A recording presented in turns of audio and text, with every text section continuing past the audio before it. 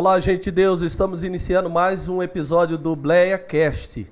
Esse é o seu podcast semanal que vem para transformar, mas com uma forma criativa e contemporânea. É assuntos de espiritualidade cristã. Hoje nós vamos falar muito sobre teologia, porque o nosso convidado hoje é muito especial. Gente, nós estamos aqui no YouTube, como vocês estão acompanhando, mas se você quiser, durante a semana, sobe lá para o Apple Podcast, Deezer, Spotify, e você também vê na íntegra essa entrevista. Estamos no Instagram e na fanpage. Olha só, hoje nós vamos falar muita coisa de teologia. É um amigo, um irmão que nós admiramos muito. Você vai conhecer daqui a pouco. Eu quero apresentar primeiro quem está compondo a bancada. Do meu lado esquerdo aqui, ó, tem o Humberto. Seja muito bem-vindo, Humberto. Obrigado, pastor. Boa tarde, Pai do Senhor. É um prazer estar aqui. Esse é bleano mesmo, ó. Paz do Senhor. A paz do Senhor. Boa tarde. Boa tarde, pastor. Humberto, só uma pergunta para você aqui. Você é solteiro, casado? Sou noivo, pastor. Vou casar daqui 2 meses. Então faz uma declaração aí, ó. Meu amor, tô aqui no BleaCast. Nossa, deixa eu... Veio surpresa. Isso, meu amor, eu quero te falar que eu te amo muito. Você deve estar acompanhando isso aqui, você deve estar assistindo. Espero que você assista, que eu te falei que eu estaria aqui. Produção, coloca uma música depois aí, viu? Coloca um fundo musical. Então eu quero te falar que eu te amo e daqui a 2 meses vou te fazer a mulher mais feliz desse mundo. Gostei, cara. Achei legal isso aqui. Chega, gelou a mão agora. Gente, nós temos aqui também João Antônio. Olha ele ali, ó. João, seja muito bem-vindo aqui. Obrigado, pastor Marcos. Uma alegria poder retornar aqui e estar com todos vocês do BleaCast. Muito obrigado por você vir aqui. O João é muito especial. João, eu gosto muito de você. Eu também gosto muito do senhor. Quando virou a câmera, vocês já viram que aqui na minha frente aqui, ó, tá o professor Reginaldo Cruz. Professor, para mim é uma grande alegria ter você aqui. Grande alegria, pela sua capacidade de transmitir as verdades bíblicas com simplicidade e profundidade. E eu gostaria mesmo de receber você aqui perguntando assim, ó, como é que é a sua família? Como é que é composta a sua família? Porque todo mundo quer saber de teologia, mas eu queria saber um pouco dessa pessoa, né? Reginaldo Cruz, essa família, como é que é? Olha, em primeiro lugar, eu quero agradecer a Deus pela oportunidade de estar entre vocês, com vocês aqui. BleaCast, né? Gente de Deus, lugar de gente de Deus. Eu louvo a Deus pela vida de todos, né? O João, nosso amigo que eu acabei de conhecer, o Marco Aurélio. Enfim, eu louvo a Deus por estar aqui com vocês. Eu sou casado com a professora Lívia, então lá em casa os dois são professores, né? Por exemplo, na nossa família nós somos, se eu não estiver enganado, 8 pedagogos e pedagogas. Todo né? mundo dando aula na família, Todo né? mundo dando aula, mesmo sem saber, mas está aí. Aí a minha esposa Lívia, nós dois temos as mesmas formações. Ela é licenciada em História, licenciada em Pedagogia e bacharelada em Teologia. A mesma Sim. formação dela é a minha. Ela foi minha professora quando eu estudava teologia e depois eu fui professor dela, não lembro em qual curso. Os meus filhos, tem a Nicole, é formada em Direito, a Nicole tem 25 anos, e o Matheus, 23 anos, trabalha com web design. Sim. E trabalha também com outras tarefas mais arrojadas, como estúdio de tatuagem. É um cara bem underground, né? Sim. Já sou vovô, tenho um neto de 7 anos, Miguel. Olha o nome da criança, Miguel Benhu. Oh. E é isso. Então eu sou marido, eu sou pai, eu sou avô, eu sou filho. Enfim, eu louvo a Deus pela família que eu tenho. Que legal. Agora, o gosto pela teologia começou quando? Quando eu era da escola dominical, na Assembleia de Deus, eu gostava do professor ensinando.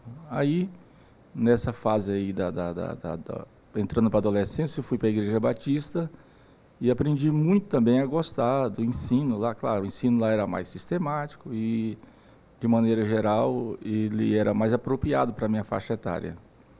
E aquilo gerou em mim um desejo pelo estudo. Quando criança na Assembleia de Deus e quando adolescente na Igreja Batista Luz do Evangelho, em Marabá. Certo. Depois disso, eu lembro que na minha adolescência, para a juventude, eu volto para a igreja. Sim. E eu tive o privilégio de congregar numa igreja que era também uma escola de pregadores, né?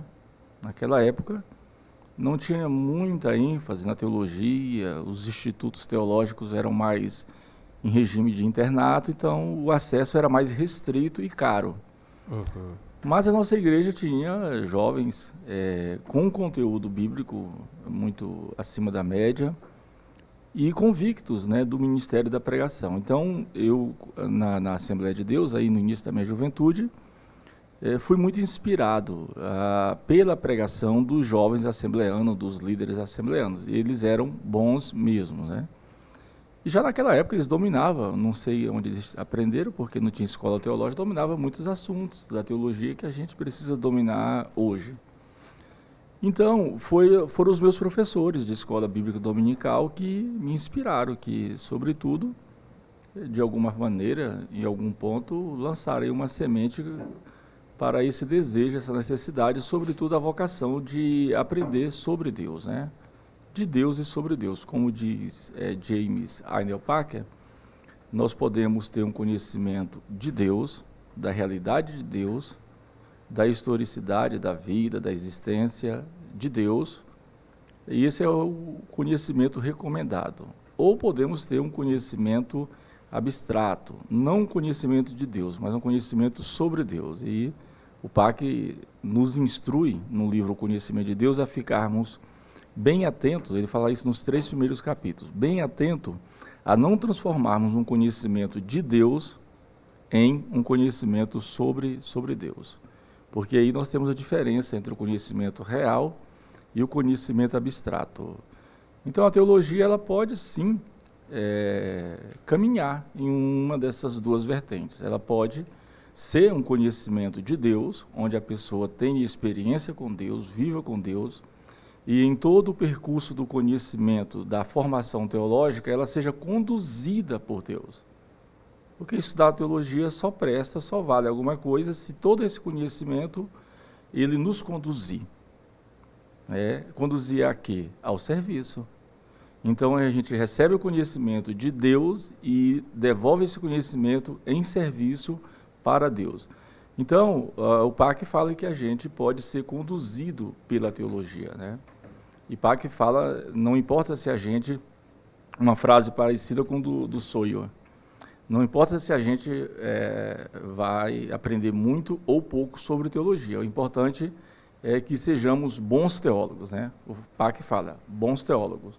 O James Sawyer, ele fala uma boa teologia. Então, bons teólogos praticam boa teologia a serviço da igreja.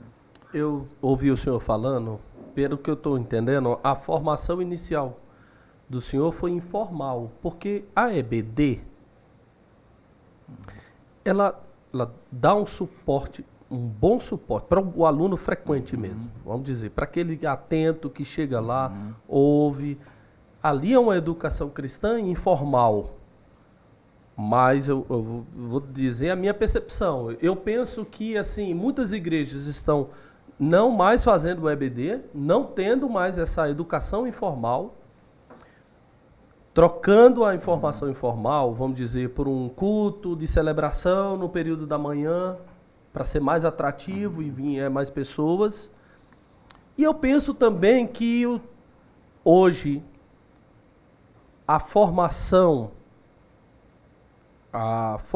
teológica numa faculdade também está tendo poucos adeptos.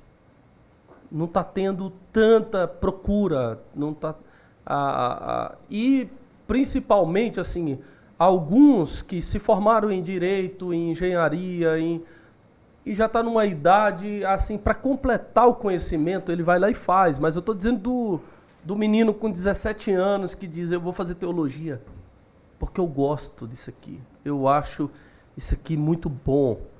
Eu acho que não está sendo atrativo.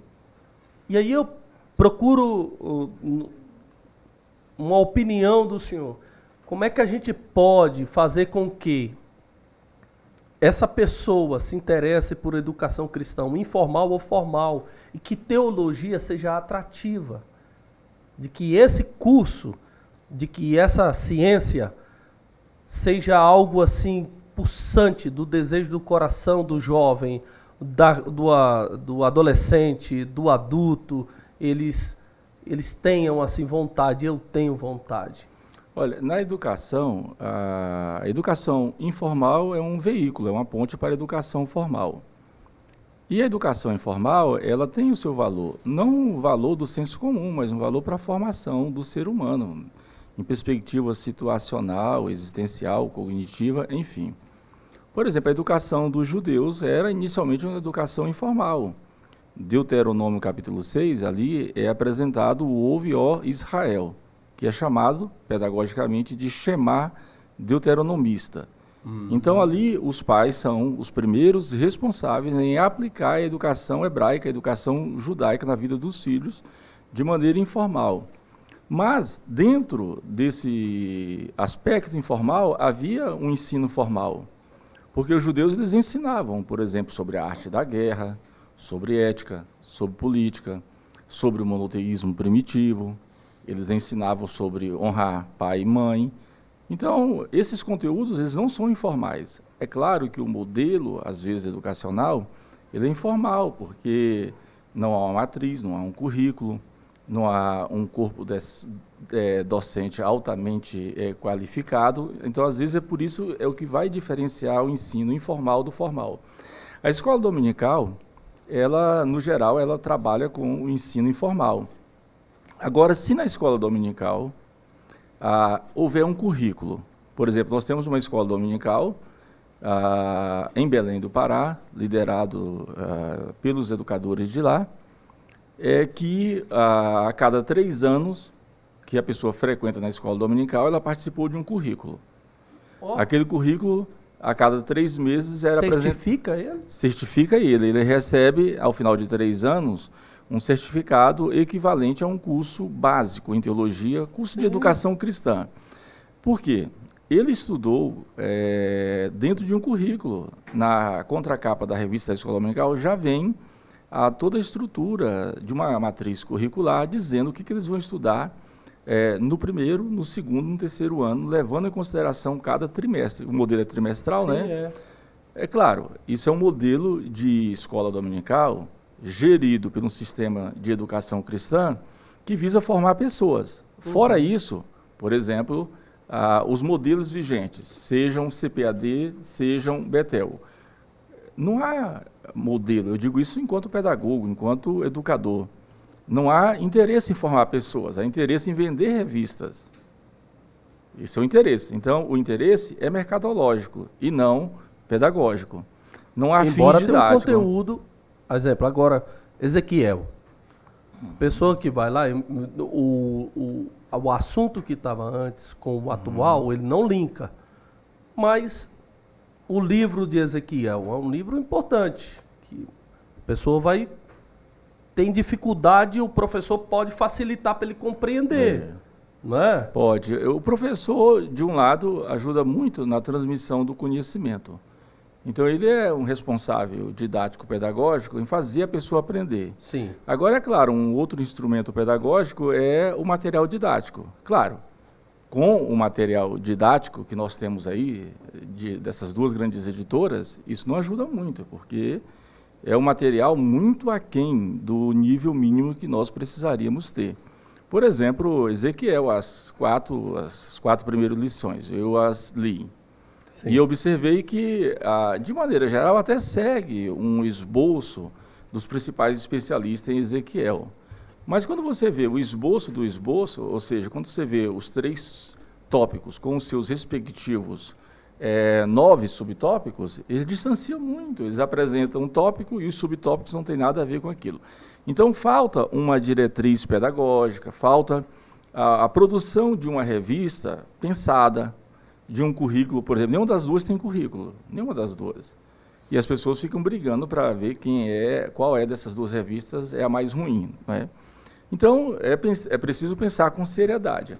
Então, por exemplo, a segunda parte da pergunta, o que um jovem, ou como um jovem pode ser despertado a estudar teologia? Eu primeiro fico muito feliz por uma pergunta dessa. Sim. Eu lembro, nesses 19 anos de magistério, quase 20 anos de ensino teológico. Há 12 anos em ensino superior e 8 anos em ensino formal. Livre, né? Os cursos livres. Eu tive a percepção que, às vezes, aparecia turmas, no início, só turmas de pessoas mais amadurecidas, mais experimentadas. Mais de uns 10 anos para cá, mudou a questão das faixas etárias. Não são mais pessoas experimentadas. Mais da metade delas, o perfil desses alunos, são pessoas novas. Por exemplo, uma pessoa que tem alguma conotação, um bom conceito aqui hoje no estado de Goiás. Eu lembro quando ele tinha, acho que 17 anos ou 18, e era o meu aluno na sala de aula, o Johnny Júnior. Claro, e da turma dele tinha outros valores. Por exemplo, na turma do Johnny Júnior tinha o Fernando Maia. O Fernando Maia hoje eu acho que faz doutorado em educação, tem uns 3 cursos superiores, e começou na teologia. E tem muitos nomes, e aqui a gente poderia citar vários e vários nomes, de pessoas novas, 17, 18, 20 anos. Sim. É claro, aí a gente volta a um adágio popular, que a pessoa diz assim, eu poderia estar roubando, matando, fumando, prostituindo, fazendo isso, mas eu não estou sendo crente, né? Ou seja, a pessoa poderia estar fazendo um curso de Direito, Medicina, os cursos mercadológicos, não, mas está estudando Teologia. Por que ela está estudando Teologia? Só existe uma resposta. Para uma pessoa, no início da sua vida, 17, 18, 19 anos, se encantar, não é com a teologia, é com Deus. Só tem uma resposta. Legal isso aí. Essa resposta é vocação. Isso. E nós só despertaremos vocacionados se nós formos referência a alguma coisa. Referência na área pastoral, referência na área do ensino, referência na área da teologia, referência na área do evangelismo, referência no calor humano, referência em alguma área.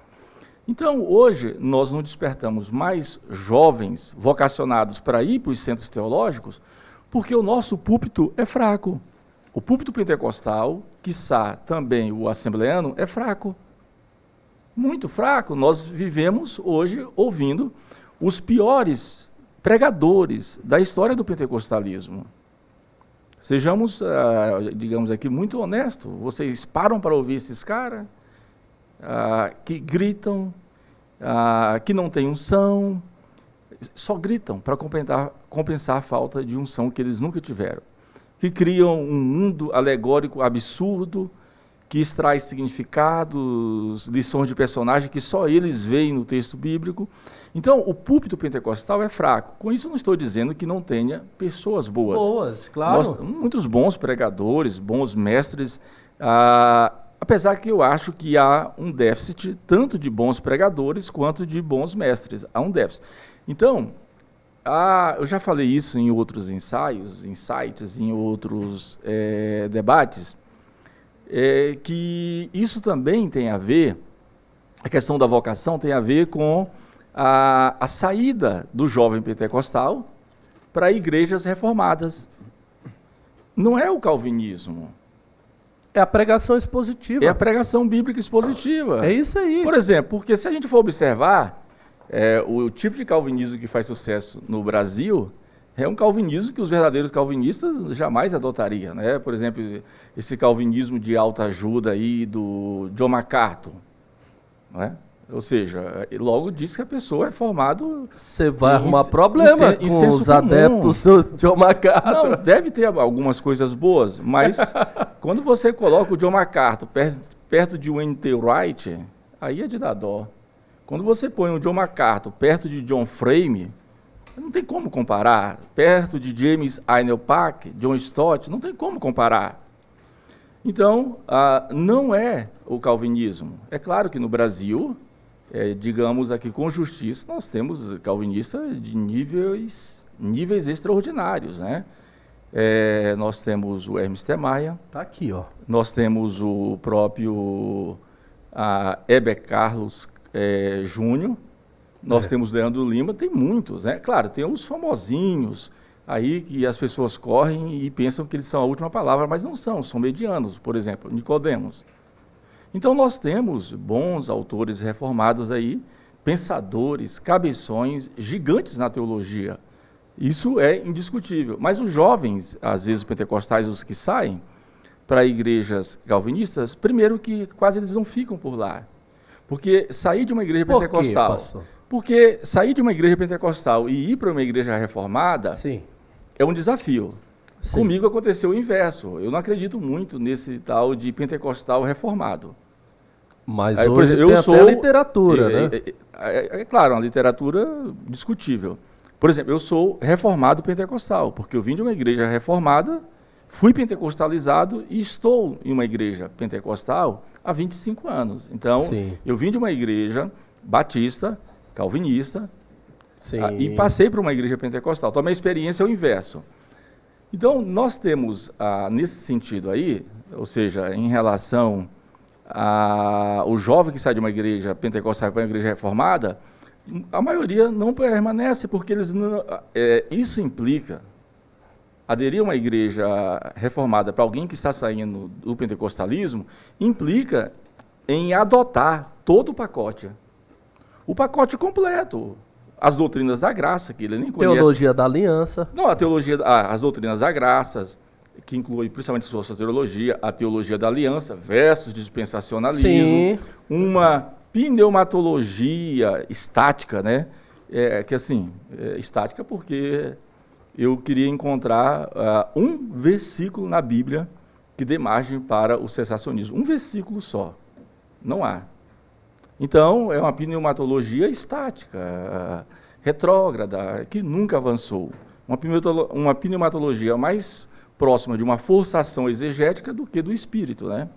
Então, eles não aceitam aquele pacote, eles sentirão falta daquela efervescência, Sim. da espiritualidade pentecostal. O próprio Hernando Dias Lopes, nós estamos aqui falando de um ponto de vista em que a gente faça uma conversão, uma convergência entre essas coisas. O Hernando Dias Lopes um dia falou que acho que uma das coisas melhores é a junção para ele da teologia reformada com a espiritualidade pentecostal. Verdade. E tem muito pentecostal que não valoriza a sua própria experiência, a sua própria espiritualidade, né? A efervescência que ele vive diariamente na vida, no espírito.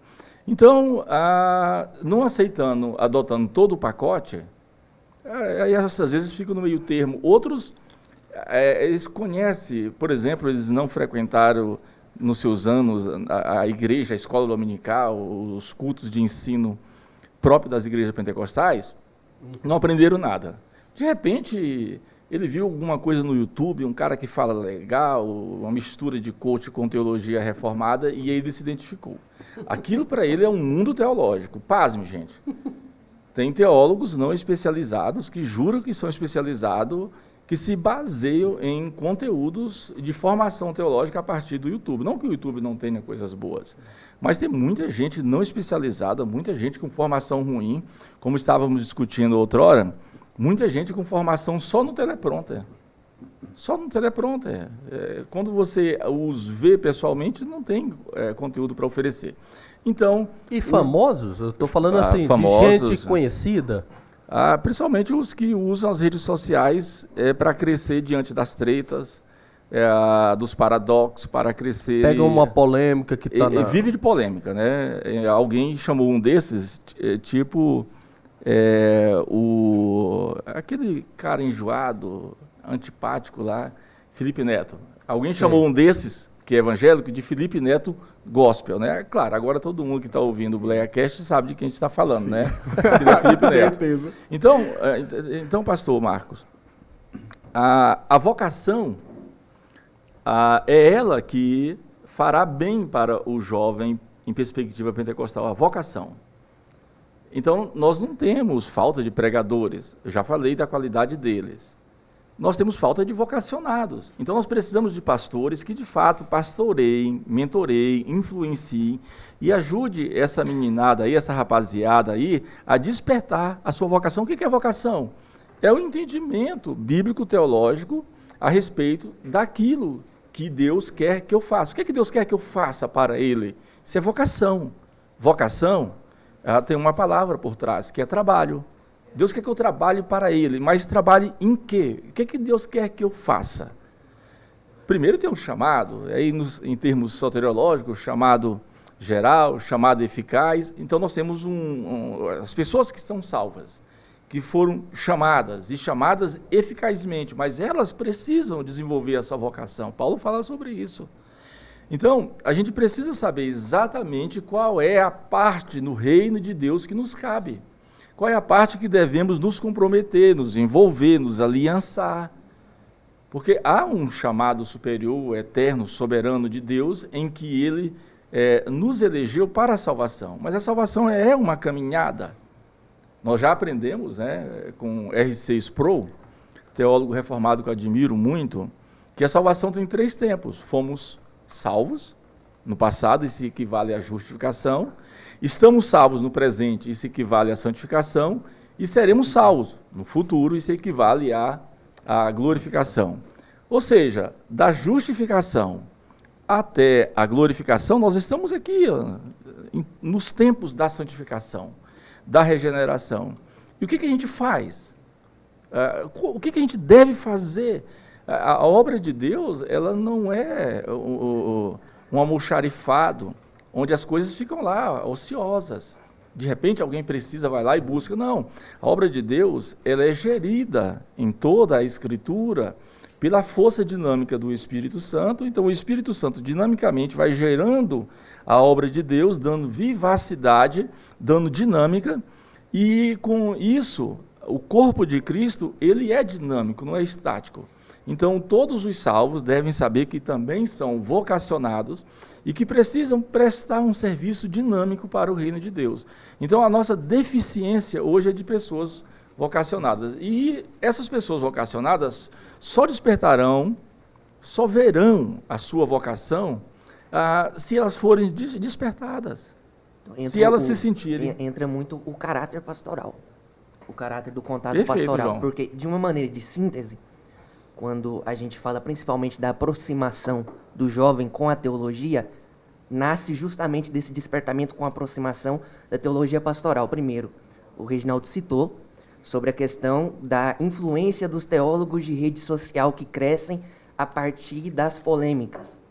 Se a gente passa por um filtro de uma teologia pastoral, influenciado por uma teologia pastoral, o que vai determinar ali não é esse crescimento por polêmicas, mas é o olhar para as pessoas, que é aplicar a teologia em forma de serviço.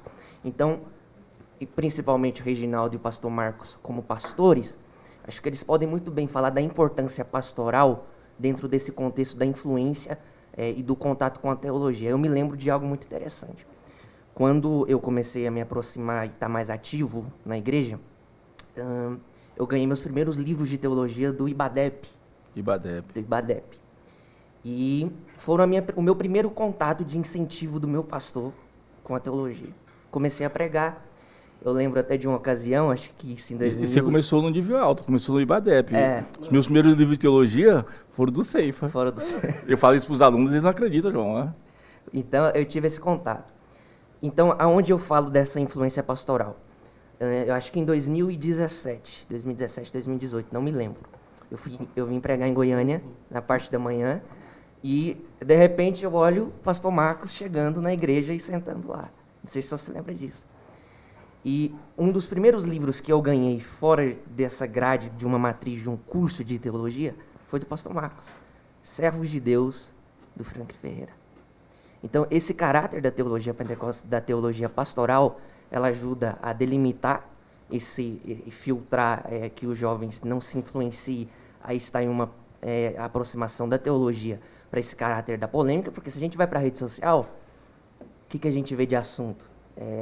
Debates... Só tretas. Armínio ou Calvino? Isso cansa, né? Isso cansa a nossa beleza teológica, né? Existe vida teológica para além de calvinismo e arminianismo, né? Eles estão há 500 anos nesse debate. Eu acho que não ganharam nenhuma alma, né? Eu acho que aqui é a prova disso, Sim, né? Gente, porque não está em nenhum e nem outro, né? Pois é, os meus alunos sempre... Professor, eu quero descobrir qual é o segredo. O senhor torce para quem na teologia? Não, na teologia, e como tudo na vida, eu torço para o Flamengo, né? Sempre falei isso para eles, né? Você não é calvino nem armínio. Olha, se tem uma pessoa na teologia que me encantou chama-se John Wesley. Uhum. É claro que aqui no Brasil nós temos uma leitura bem longe da realidade de uma leitura concreta e honesta de John Wesley, né? Até porque as pessoas acham que John Wesley não foi um teólogo. Pois é, Ele coloca essa crítica já. Olha, mas John Wesley não foi nem um teólogo, foi um pregador, foi um... Por exemplo, só ele... Hoje existe um sistema teológico chamado arminianismo wesleyano, significa que ele manjava muito teologia. Por exemplo, os dois maiores pregadores da Europa se dividiam entre um calvinista e um arminiano.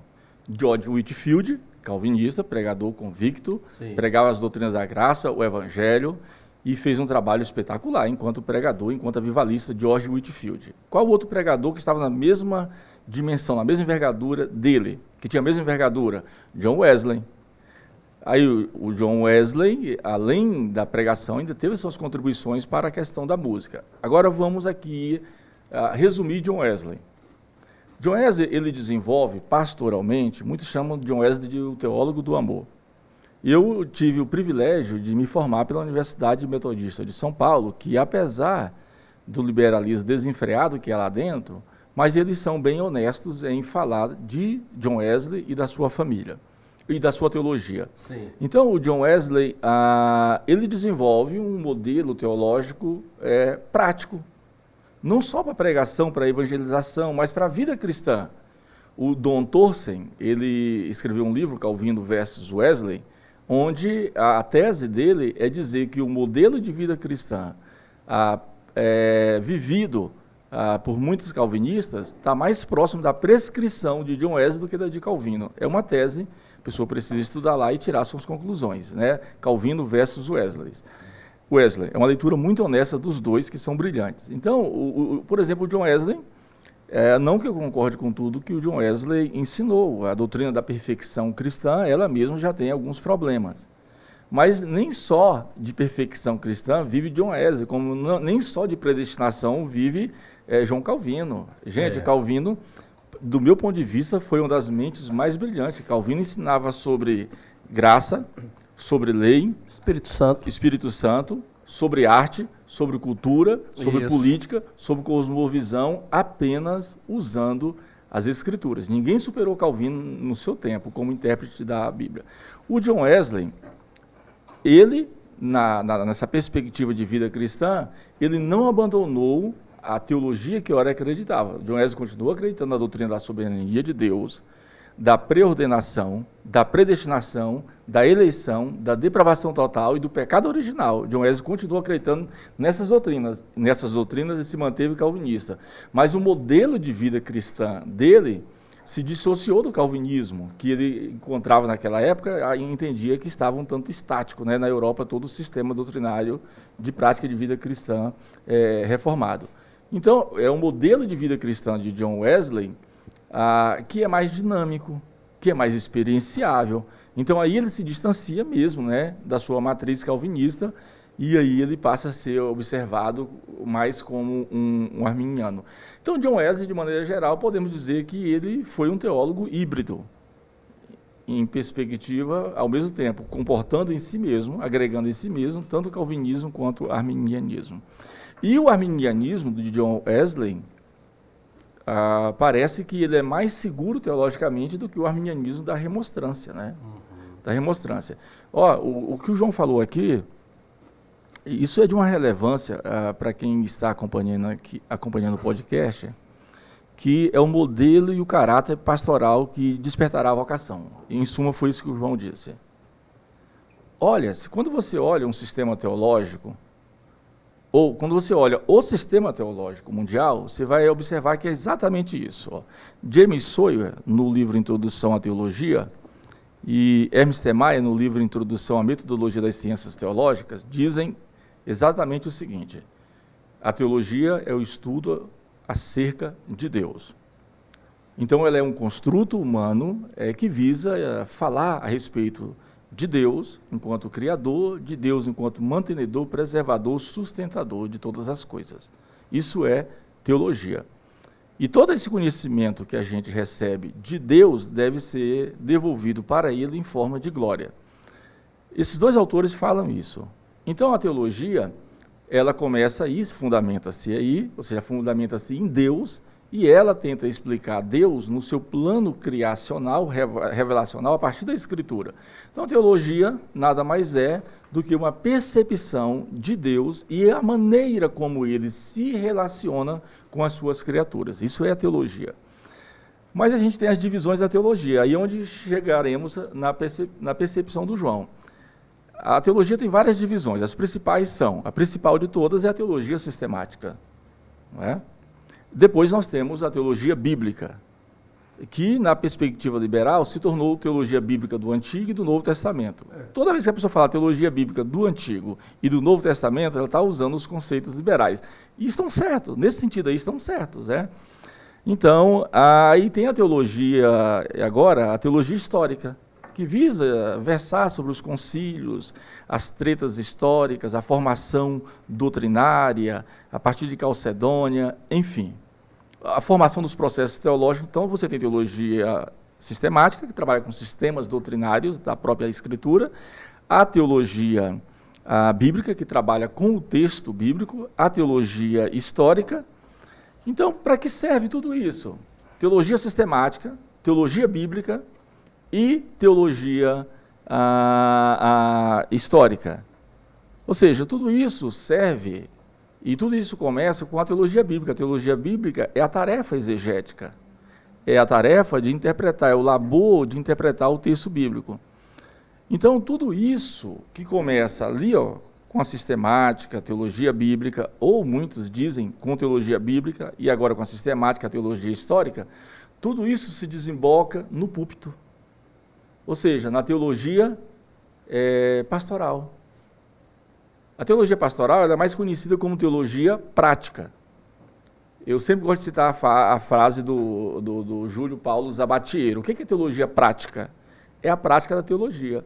Então, toda a nossa construção de teologia bíblica, de teologia sistemática, de teologia histórica, ela se desemboca no púlpito, através da teologia pastoral.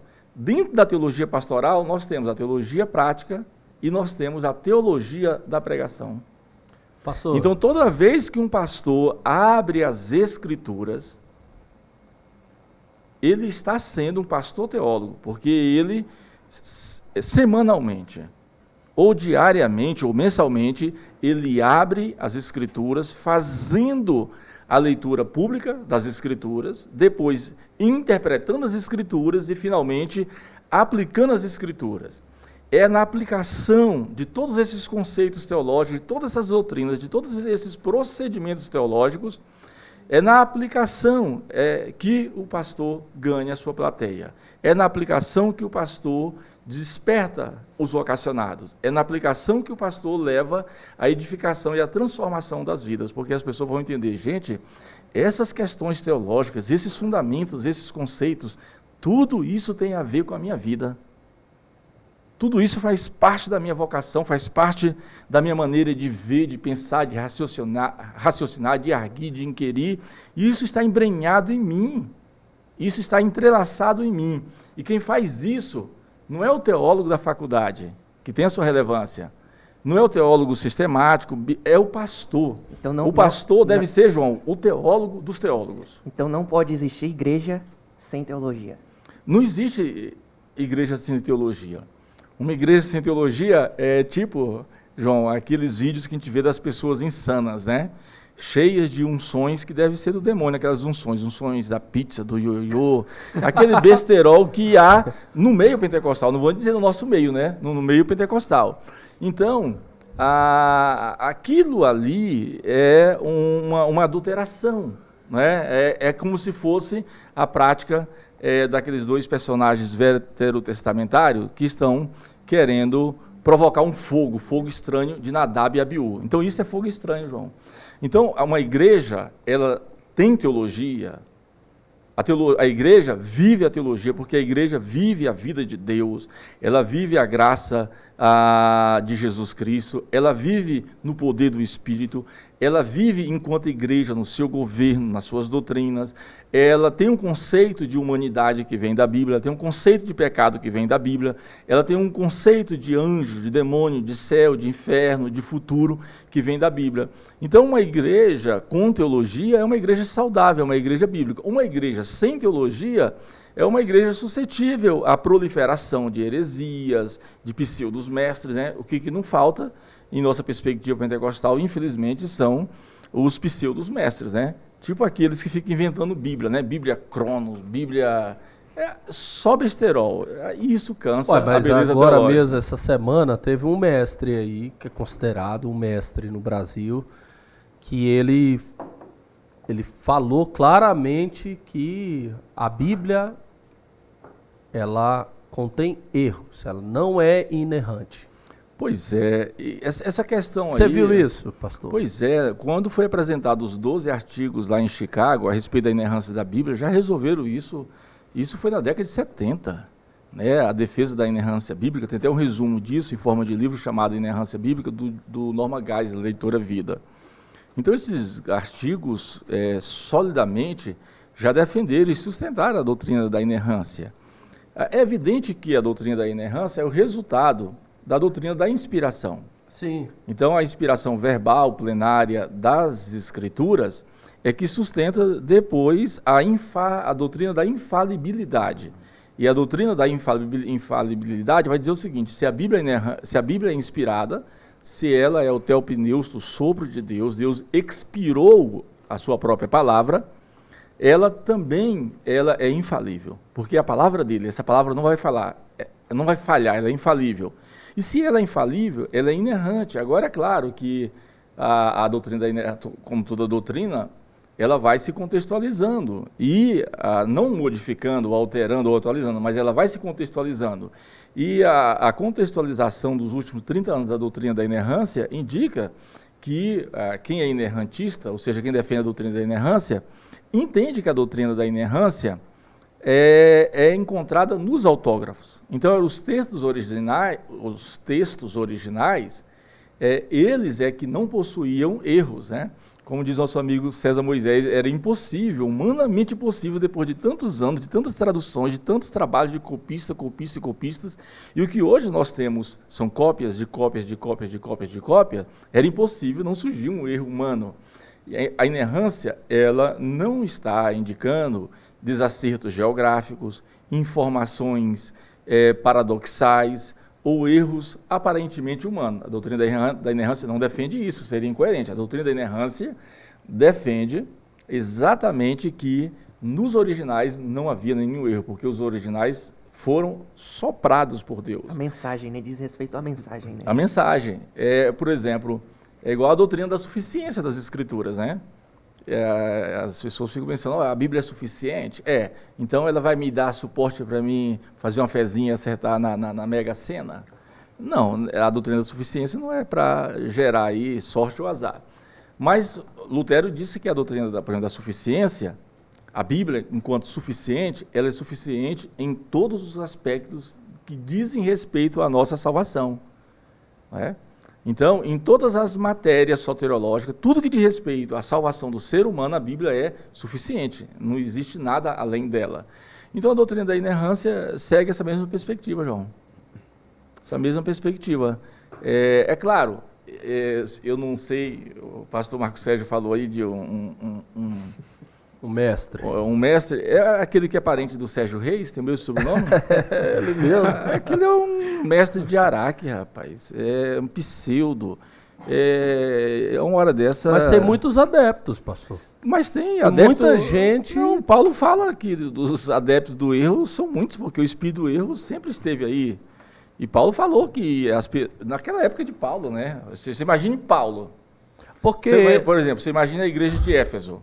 A igreja de Éfeso teve só 3 pastores básicos, né, ministrando lá, o apóstolo São Paulo, o apóstolo João e Timóteo. Uhum. E a igreja do Novo Testamento, que mais é advertida sobre o espírito do erro, sobre os falsos profetas, sobre os pseudos mestres, é a igreja de Éfeso. A igreja de Éfeso recebe várias cartas. Recebe a carta de Cristo, lá em Sim, Apocalipse, é capítulo verdade. 2. Ela recebe 2 cartas, quando Timóteo pastoreava lá, e recebe a carta paulina também. Paulo. Ou seja, é uma igreja muito orientada a fugir dos falsos mestres.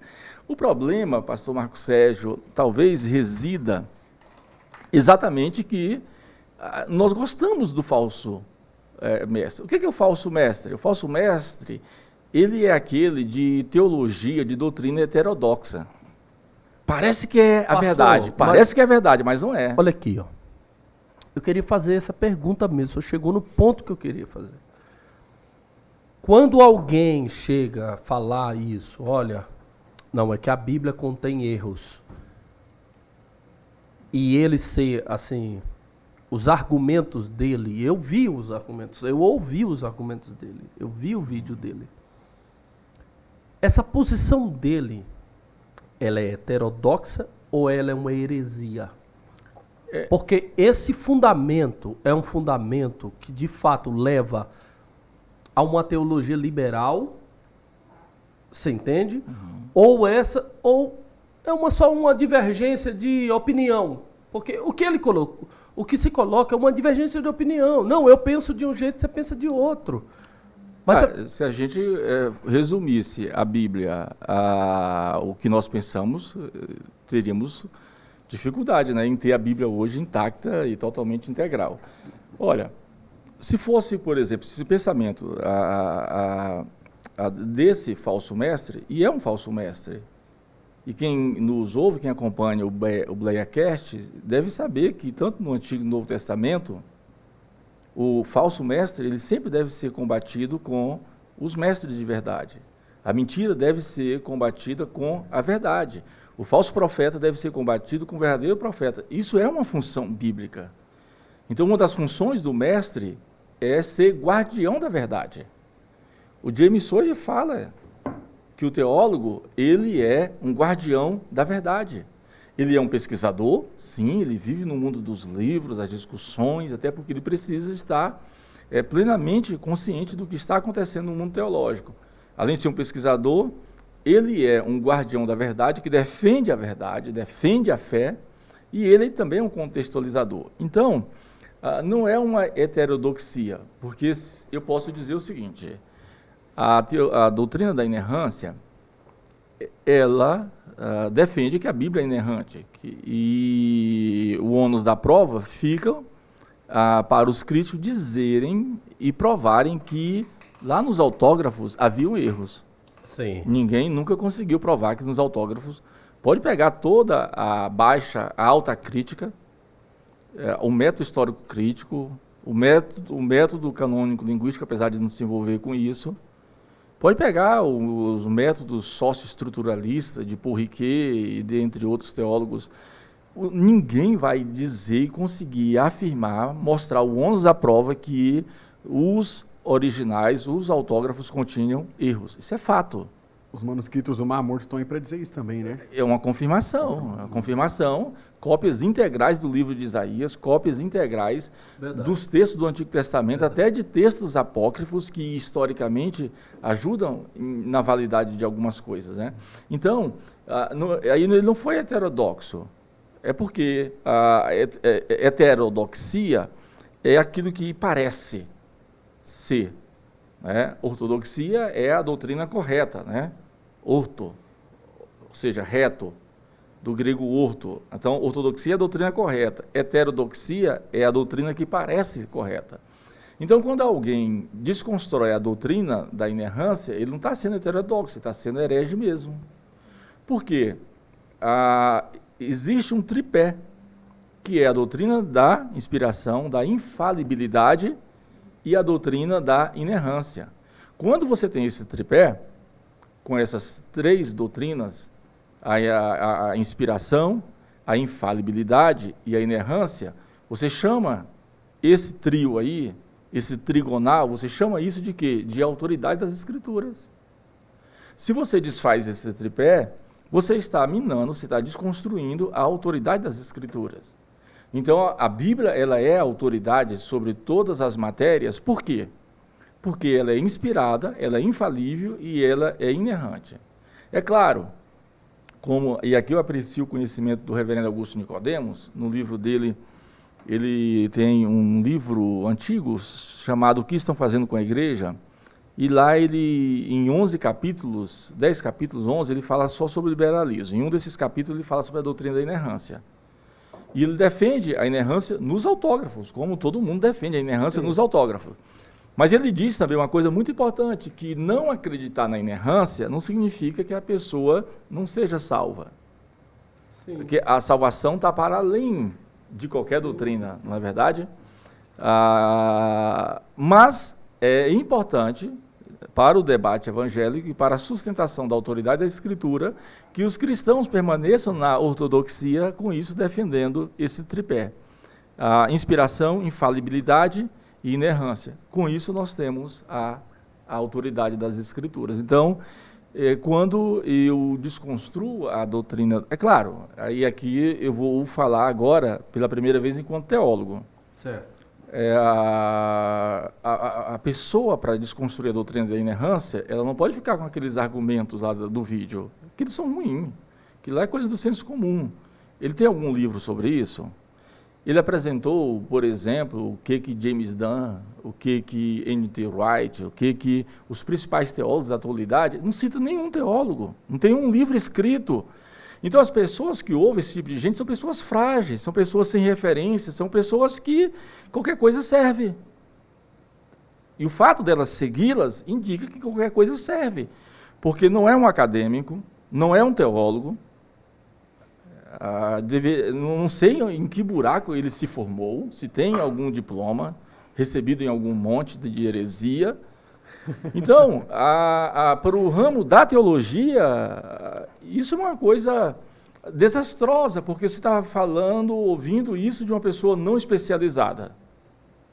De uma pessoa não especializada, de uma pessoa que não é um teórico, que não tem nada escrito, que não tem uma tese, uma dissertação, que nunca discutiu aquilo academicamente, apenas ventilou ao seu modo, né? Ao seu modo. O que ele pensou. É isso. Às vezes até replica uma coisa que ele aprendeu, mas sem ter procurado estudo, sem ter procurado fundamento para aquilo, ele só vai passando para frente, né? Não tem um currículo que respalde aquele pensamento, aquele posicionamento currículo. dele, né? Você falou tudo. Não há currículo. E as pessoas deveriam observar o currículo dos outros. Por exemplo, por que eu admiro o pastor Marco Sérgio? Antes de tudo, porque ele é um homem piedoso, que serve a Deus, juntamente com a sua família. Mas ele tem, para além disso aí, que é muito importante, ele tem um currículo. Ele é um mentoreador de almas, ele cuida de gente, a vida dele reside em acolher pessoas, amar pessoas, cuidar de pessoas, e outras palavras, em ser pastor. Ele tem um currículo. Então, quando ele falar na igreja dele, quando ele me falar em forma de aconselhamento, ele tem autoridade para isso. Tem respaldo para isso. Né? Porque ele tem um currículo. E as pessoas deveriam olhar com mais cuidado o currículo do seu pastor. Inclusive, no currículo do seu pastor, é o que o João falou, inclui o caráter dele. E as pessoas ficam ouvindo qualquer hora, nem sabem onde ele mora, o que veste, o que pensa, o que fazem, onde estudou, quem lê, quem que faz a cabeça. As pessoas não olham para isso. Ou se lê, né? Ou se lê. Se lê, né? Porque, olha, teve uma época, todo mundo sabe que eu odeio polêmica, né? Eu não sou polêmico e não gosto de polêmica, aqui, né? Vocês perceberam, né? E aí, uma pessoa me chamou para debater uma época sobre o Antigo Testamento. E eu falei para ele, rapaz, eu não vou debater sobre o Antigo Testamento porque eu não tenho formação em Antigo Testamento, né? Não, mas com você vamos para o Novo Testamento. Não, eu não vou debater sobre o Novo Testamento porque eu não sou formado em Novo Testamento. Aí ele me perguntou assim, você é formado em que mesmo? Eu sou formado em Bíblia, mas eu sou formado em doutrinas, eu sou da área da teologia sistemática. Isso aí eu estou disponível. Em outras palavras, aí eu, pensando bem, eu aceitei debater. É claro, eu digo aqui que eu não aprendi a fé cristã para debater, para vencer as pessoas. Claro, não faltaria, humildemente, argumento para vencer as pessoas, que, lembrando de Arthur Schopenhauer, 37, 38 teses para você vencer qualquer debate, mesmo não tendo razão, né? Então, o que acontece, pastor Marco Sérgio? eu disse para ele que eu participaria do debate sobre qualquer tema do Antigo Testamento. E eu falei, nós vamos debater com base em quais teóricos? E ele era considerado uma sumidade em Antigo Testamento. E não era a minha área, mas eu sou leitor. E eu fui ver, eu tinha na época lá 9 a 11 autores de ponta de Antigo Testamento. Claro, 11 autores de Antigo Testamento, de teologia de Antigo Testamento, em relação ao meu amigo, por exemplo, Daniel Sotelo, que tem mais de 5 mil livros só de Antigo Testamento, 3 mil livros só de Antigo Testamento, não é nada, né? E aí eu perguntei, a pessoa do lado de lá não tinha um livro referencial. Porque, pastor Marco Sérgio, o senhor é pastor. Sim. Então, o senhor vai ler exatamente aquelas obras de autores que têm essa identificação pastoral, não é? Para começar, pastoral. Você trabalha com marketing, você vai ler os autores do marketing. Eu trabalho com teologia sistemática, vou ler o pessoal da teologia sistemática. Há referenciais, não há? Por exemplo, todo mundo que vai estudar administração sabe que é obrigatório ler o Chiavenato. Todo mundo que vai estudar pedagogia sabe que tem que ler o Vygotsky, que tem que ler o Skinner. Todo mundo que vai para a psicologia sabe que tem que ler Jung. Todo mundo que vai para a sociologia sabe que tem que ler, por exemplo, os 4 pais da sociologia, o Durkheim, o Weber, o Comte e o Marx. Todo mundo que vai para a antropologia sabe que tem que ler obrigatoriamente o Claude Lévi-Strauss. E na teologia também. Na teologia, nós temos, tanto da Europa, da Inglaterra, dos Estados Unidos e aqui do Brasil, obras especializadíssimas, né? Seja em Antigo, seja em Novo Testamento, teologia sistemática, na área pastoral, não é? Por exemplo, na área pastoral, hoje todo mundo está lendo o Kevin Van Hooser, né?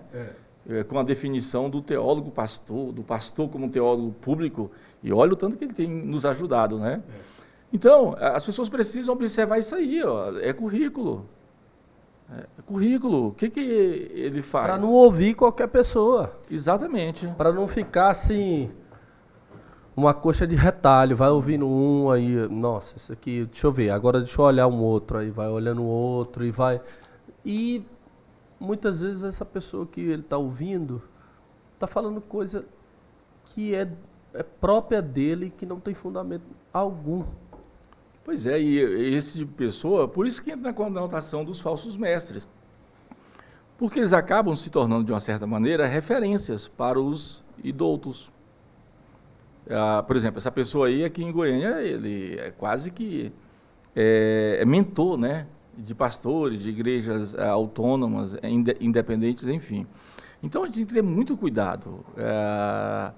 Por exemplo, aqui eu deixo como aplicação pastoral para todo jovem, crente, vocacionado, teólogo, saber como formar sua identidade teológica. Então, você vai formar através das referências. Referências. Eu, muito cedo, no meu conhecimento informal, a minha grande referência foi, por exemplo, conhecimento informal, teologicamente informal, pastor Antônio Gilberto. Depois, no conhecimento formal, foi o Dr. Russell Shedd. Depois, na área da teologia sistemática, foi o Dr. Hermes Semaia. Então, esses 3 foram as minhas referências. E aí, eles não foram referência, pastor Marco Sérgio, só por causa do currículo, do conceito, mas pelo modelo de vida cristã que eles levam. Legal. Então, os jovens, eles devem desenvolver um modelo de vida cristã de acordo com o modelo de vida cristã dos seus pastores. Os pastores de igrejas, eles devem saber que a jurisdição pastoral deles vai muito além do que eles imaginam. Vai muito além. Eles podem se tornar eternos. Eterno aqui é neologismo. Eles podem se perpetuar na vida das pessoas, pela prática, pela influência, pela praxis pastoral. Os pastores, eles podem moldar gerações. Claro, tem aquela ideia oba-oba, e com todo respeito, neopentecostal, do pai de gerações, né? Na Bíblia só tem um pai de gerações que é Abraão, depois disso ninguém toma o lugar dele. E os caras ficam dizendo pai de gerações, sendo que estão com 1, 2, 5 anos na fé, né? Abraão viveu só 100 anos de fé. Né? Quando fala que ele é o nosso pai na fé, é uma vivência histórica de 100 anos andando e ensinando e aprendendo sobre fé. Então, mas os pastores, eles podem desenvolver essa função pastoral. essa influência pastoral. Como eu disse-lhes no começo aqui, é preciso que os nossos jovens, essa garotada, os adolescentes, encontrem em nós, pastores, obreiros, teólogos, ministros, encontrem em nós um modelo para a vida cristã deles, um modelo para a formação de educação cristã dele, um modelo de formação teológica para eles. E isso tem que ser encontrado. Olha a nossa responsabilidade enquanto líderes, a nossa responsabilidade enquanto pastores, mentores, mestres. Não que eu me julgo exatamente ter esses adjetivos, mas eu estou falando que todos nós que somos, de alguma maneira, líder na casa do Senhor, nós temos essa responsabilidade. E tudo isso vai culminar no fortalecimento do nosso púlpito. Então, nós é que devemos influenciar essa meninada, essa rapaziada, para que todos eles se tornem poderosos nas Escrituras. Fica à vontade. E tão importante quanto o senhor comentou de eles terem um bom currículo, para quem a gente busca referência, nós temos isso também. Salvo me engano, 2 Pedro 3,5 fala, sejam sempre preparados, sempre que alguém pedir a razão da esperança que há em vocês. O senhor comentou sobre esses teólogos da internet que se envolvem em polêmica, então muitas pessoas às vezes entram em combate, entram em um debate, sem saber, sem ter respaldo para aquilo. Fica aqui, inclusive, um incentivo para quem está nos assistindo a procurar bons leitores, a ler a Bíblia, para realmente ter um respaldo, porque Pedro fala, sejam sempre preparados. Será que eu estou preparado para isso? Se alguém perguntar sobre a fé, hoje no meio acadêmico as pessoas falam muito sobre que as pessoas entram na faculdade, saem ateias, saem totalmente diferente da visão cristã. Então, será que eu estou preparado para isso? E as pessoas não buscam esse preparo. Algo que o pastor Marcos Sérgio perguntou mais cedo, em relação aos jovens estudarem teologia. Muitas vezes já têm até a vocação, como o senhor falou, de saber qual é o ministério, qual é o propósito, mas talvez seja a dúvida até de muitos que nos assistem, quando isso acontece? Por exemplo, alguns quando recebem um chamado, eles já querem abandonar tudo. Não quer trabalhar, não quer fazer mais nada, viver só da obra. Quando eu recebi meu chamado pastoral em 2012, eu tinha 13 anos, eu queria fazer isso. Falei, pastor, eu não quero trabalhar mais, eu não quero estudar mais, não, eu quero fazer isso e tal. Ele, não, meu filho, vai estudar, vai trabalhar, porque Deus não gosta de gente preguiçosa. Todo mundo que Deus chamou estava trabalhando. Então, para esse jovem que já identificou, que nos assiste, que sabe qual que é o seu chamado, qual que é a sua vocação, só que ele não sabe o quando. Eu faço teologia agora, eu continuo meu curso, termino minha faculdade, eu vou trabalhar, ou eu vou viver só da obra, até contando a sua própria experiência, quando que o senhor identificou que é o meu chamado, mas agora é a hora de eu viver disso? Agora é a hora de eu parar e fazer um curso, ou de repente, claro que Deus tem um propósito para cada pessoa, mas eu termino esse curso ou não, eu continuo, eu faço teologia. Como que o jovem ele consegue identificar, para aqueles que já identificaram o que, mas agora o quando? Quando que eu vou fazer isso? Olha, por exemplo, eu tenho 47, com cara de 30 e com corpo de 20, né? Com cara de 46. Isso, e eu lembro quando eu tinha aproximadamente 28, ou seja, 19 anos atrás, eu trabalhava numa empresa aqui das maiores do estado de Goiás e eu comecei ralando mesmo em serviços mais simples e saí de lá com status de funcionário de bom conceito.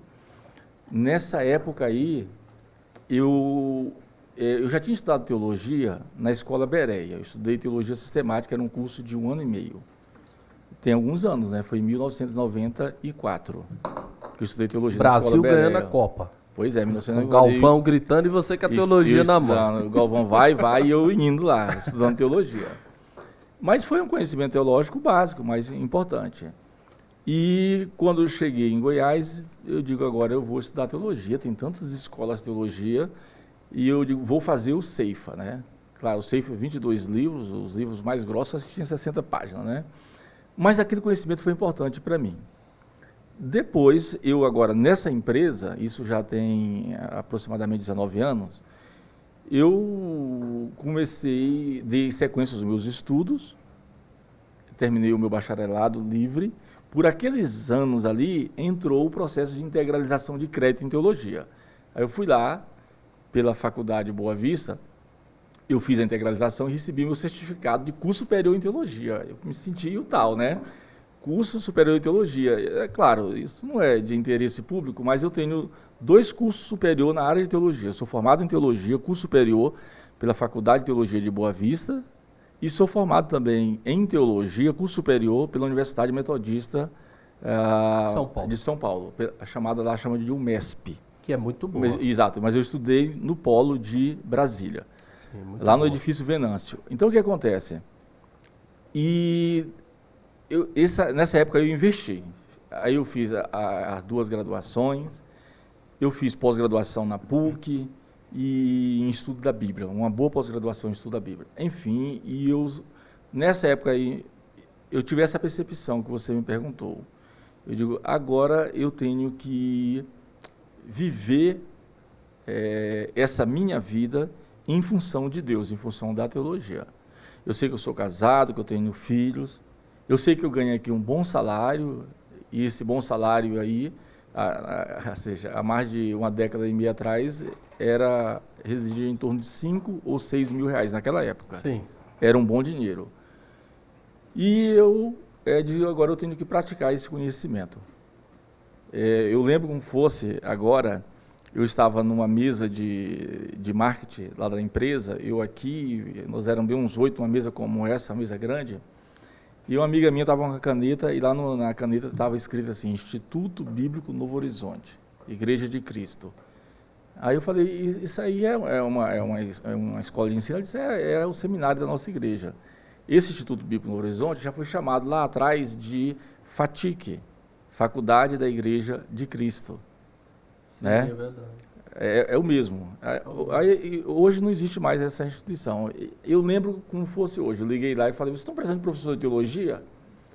E alguém perguntou assim, qual é a sua área? Eu digo, ixi, agora apertou. Eu digo, eu sou da área de teologia sistemática. Olha a petulância, né? Então, vem aqui fazer uma entrevista. Eu fui e fiquei com a vaga. E eu deixei, anos depois, aquele emprego, ganhando bem, para ir trabalhar semanalmente dando aula numa instituição de teologia chamada CEPEG, o Seminário Pentecostal de Goiás. Deixei o emprego de 5 mil reais para ganhar 700 reais lá. Aí. Claro, isso virou um turbilhão e eu padeci muito financeiramente, evidentemente. E eu trabalhei nessa instituição aí quase 10 anos e foi aí onde eu adquiri a credibilidade e o conceito enquanto professor da área. Então, foi exatamente por essas questões aí que eu entendi que Deus queria que eu vivesse exatamente da fé. Isso é fé. Ensinar a Bíblia, ensinar com fé. Na minha experiência docente, eu digo sempre para o João, todas as vezes que eu entro numa sala de aula, é faculdade, é universidade, é seminário, é instituto, não importa. Mas todas as vezes, quando eu entro, enquanto professor de teologia, eu tenho uma grande convicção. Sim. Deus vai falar com esses alunos. Muito bom. Sempre tive essa convicção. Muito bom. Então eu fui para essa instituição e depois eu resolvi sair dela e me ingressei no sistema profissional teológico. Eu fui ser professor da faculdade, né? Trabalhei na faculdade até agora, ainda estou lá por alguns dias, e aí fazem quase 12 anos, com mais 7, ou seja, 19 anos de vida docente. Então, eu entendi que Deus, através da teologia, Ele queria que eu servisse aí da igreja dele. Tudo que a gente faz na obra de Deus, seja o pastor Marcos Sérgio pastoreando, seja a gente fazendo, por exemplo, serviço de marketing, pregação, púlpito, evangelização, tudo que nós fazemos tem uma razão, tem uma lógica de existência, que é a igreja. Tudo é por causa da igreja. Eu aprendi com o reverendo Hermes Temaia. Ele falou para mim, Reginaldo, eu trabalho como professor da Universidade Mackenzie, ao nível.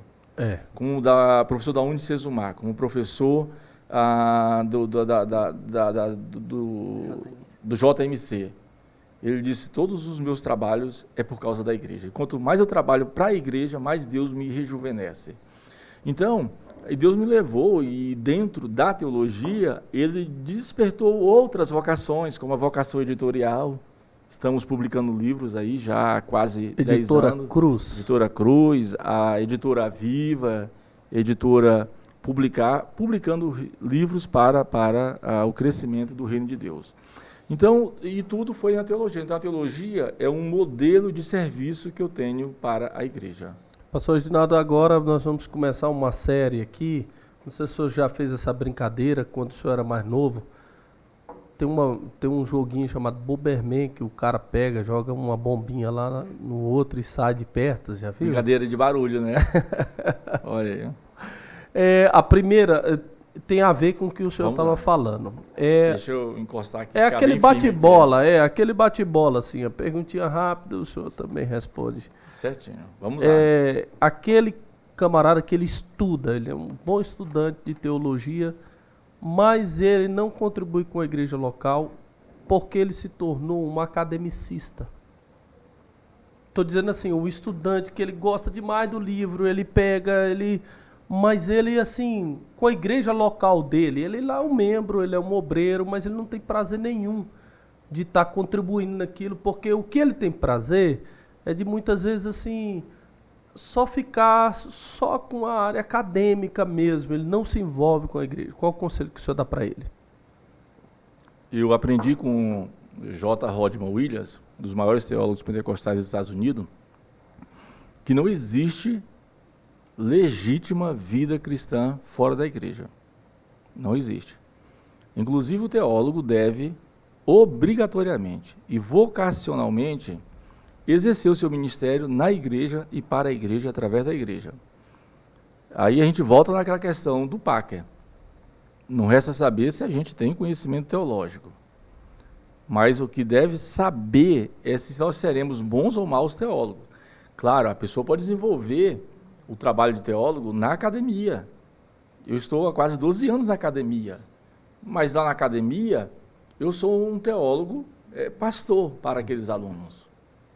Eu quero indicar-lhes autores, teóricos, leituras, pesquisas que resultem na prática de vida deles para a igreja. Para a igreja. Então, isso é viver academicamente. É impossível, pastor Marco Sérgio, para um teólogo servir teologicamente a academia e não servir a igreja. Você pode desenvolver um ministério na academia para a glória de Deus, e isso já é um serviço para a igreja, porque você está em função da igreja, em função do reino de Deus. Então, é bom a pessoa pensar, como disse o Packer, eu sou um bom teólogo, eu presto um bom serviço para a igreja, porque tudo é em razão da igreja. Se no exercício da minha função teológica eu não sirvo a igreja, para que eu sirvo mesmo, né? Então, tudo reside em função da igreja. A vida acadêmica, ela faz parte da vida cristã. Como disse Rick Nanes, o intelecto é um dom divino. O Pedro Dutti escreveu um livro pelo mundo cristão nessa vibe aí, né? Intelecto como dom divino. Então, viver academicamente não é viver preso no abstracismo ou filosoficamente. Viver academicamente, pensar academicamente, é pensar também com a mente cativa à glória de Deus, cativa à submissão a Deus. Então, viver academicamente, isso não significa ser um empecilho de servirmos a igreja. Agora eu vou fazer a pergunta contrária a esse. Porque eu perguntei do camarada que é acadêmico, não quer se envolver com a igreja. Agora eu vou perguntar o outro lado da moeda, que é aquele camarada que se envolve com a igreja. Eu fui pastor no Alphaville. Tinha um pastor perto na região. Como a nossa igreja começou a ter um crescimento, Deus foi trazendo pessoas, e todo mundo sabe que a minha igreja eu coloco muita educação cristã, muito curso. Faço as programações da igreja nesse sentido. Agora mesmo no carnaval nós vamos abrir lá, vamos dizer, 6, 7 salas, 8, 10, que vai explicar sobre temas importantes, que ajuda o louvor, sobre a adoração, que ajuda ali o obreiro na liderança. Então, são cursos. Aí ele falava assim, ó, isso lá no Facebook, gravado, e até hoje está lá. Ele falava assim, aqui tem poder, aqui tem unção, não é só teologia não. Ele falava, aqui não tem soterologia não. Aqui, quem fica ensinando soterologia aí, rapaz? Aqui tem poder. Então, na realidade, existem pessoas que estão trabalhando na obra do Senhor, mas que têm uma aversão à teologia. Olha, todas as pessoas que têm aversão à teologia, todas as pessoas que eu conheci, que têm aversão à teologia, elas são preguiçosas. Elas não gostam de estudar a Bíblia, elas não gostam de estudar bons livros com perspectiva bíblica, e elas não gostam também do ensino teológico.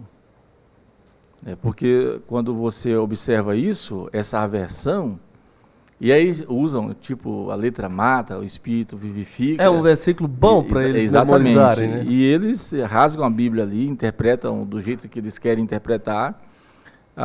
De maneira geral, essa aversão aí, ela faz parte de um comportamento. Por exemplo, pastor Marcos Sérgio, assim como entre os judeus havia comportamentos estranhos, heterodoxos, por exemplo, entre os judeus cristãos, na época de Paulo, havia as pessoas que elas eram anti-lei, ou seja, o antinomismo. Então a lei não serve para mais nada. E havia os legalistas, que a lei ainda deveria ser obrigatoriamente observada em todos os seus pontos, principalmente os pontos cultuais e cerimoniais. Então, da mesma maneira, em perspectiva cristã, nós temos pessoas, aqui eu vou voltar à fala do meu irmão, as pessoas não conhecem a razão da sua esperança. O James Sawyer, aqui no livro Introdução à Teologia, ele fala que o teólogo, ele é um guardião da verdade. Então ele precisa responder para a igreja o que é a fé, o que é a doutrina. E o Novo Testamento todo nos inquire, nos pergunta. Pedro pergunta, qual é a razão da sua esperança? Eu creio em quê? Para quê? Essa minha crença me levará aonde mesmo? Essa é a razão da esperança. Paulo disse, dê uma prova da vossa fé. Judas disse, batalhe pela fé. Então você tem que dar uma prova da fé, batalhar pela fé e dizer por que você tem fé, ou seja, qual é a razão da sua esperança. Então, certamente, as pessoas que têm aversão à teologia, elas têm aversão à Bíblia, elas têm aversão ao estudo da Escritura, ao ensino tanto formal ou informal, é puramente uma preguiça teológica. E aí usa desse meio para ver se consegue, vamos dizer, justificar isso, né? Porque acaba que isso, ele tem sido uma má influência, ao meu juízo. Porque as pessoas que estão ouvindo ele acreditam piamente de que o que ele está falando e vai gerando mesmo um sentimento endurecido para o ensino, para a palavra de Deus. Eu acho que é daí que muitas vezes, assim, em algumas igrejas, a gente vê poucas pessoas no culto do ensino, na EBD. E aí, quando tem os cultos que são cultos como culto do milagre, culto da vitória, que claro, um não está excluindo o outro, mas eu estou dizendo de dar para a sua igreja um ensino. Eu quero fazer até uma crítica aqui, eu sou o que pergunta aqui, não sou o que falo, né? Mas a gente vê que muitas igrejas já estão tirando o culto do ensino da palavra de Deus. Por aí, para onde elas estão indo, Pastor Marcos Sérgio, olha, toda pessoa na sua formação pastoral tem caminho, tem níveis, tem erros, tem acerto. Na formação teológica é a mesma coisa. Eu vivi a fase de ser cético, não acreditar em nada, eu vivi a fase de ser crédulo demais, acreditava em tudo. Eu vivi a fase do meio termo, e tudo isso foi me ajudando. O que eu digo, que eu tenho dito, vou continuar dizendo nos últimos anos para os alunos de teologia? Que você priorize o evangelho na sua vida. Na vida acadêmica, na vida da igreja, a vida eclesiológica. Por quê? É impossível o teólogo não servir a igreja. É impossível ele não praticar a teologia dele com forma de serviço para a igreja. Então vamos lá. Com isso, isso fica como não é um recado, mas é como uma instrução aos estudantes de teologia. Estude teologia e não deixe de ler a Bíblia. E ao estudar teologia, não leia a Bíblia só para fazer as suas atividades, as suas tarefas teológicas, Me perdoa. Eu tenho um colega que ele tem mestrado em teologia. E uma vez, num papo, estou falando isso porque é uma realidade minha. Num papo ele falou para mim assim, terminei esse ano a leitura da Bíblia. A primeira vez que eu li, como que um cara tem um mestrado em teologia e ele terminou naquele momento de ler a Bíblia por completo, inteiro. Eu achei aquilo um absurdo. Meu irmão, não é possível. Ele inverteu, porque né? É isso, porque ele começou a ler os livros. Isso não é um perigo também? Por exemplo, eu sempre achei que as igrejas batistas e presbiterianas estão certas quando só indicam para estudar teologia aquelas pessoas que, de maneira geral, têm a aprovação do pastor, têm a aprovação da igreja. Porque deve haver requisitos mínimos para quem vai estudar teologia.